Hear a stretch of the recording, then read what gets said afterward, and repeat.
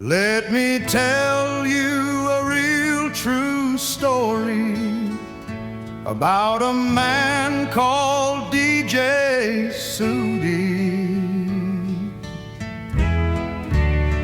He is a scholar of music and poetry, and a great poet of the Indians' history. He is very patriotic, poet of his land.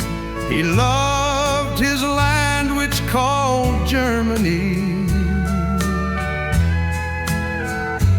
He accepted the German nationality, and the peoples loved him very deeply.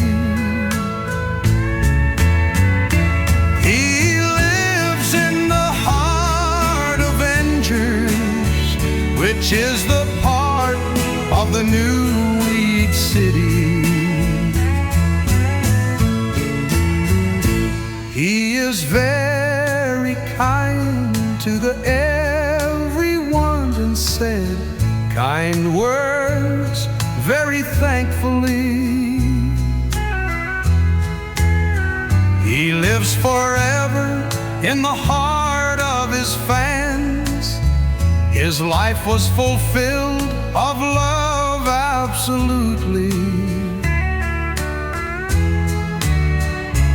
Let me tell you a real true story about a man called DJ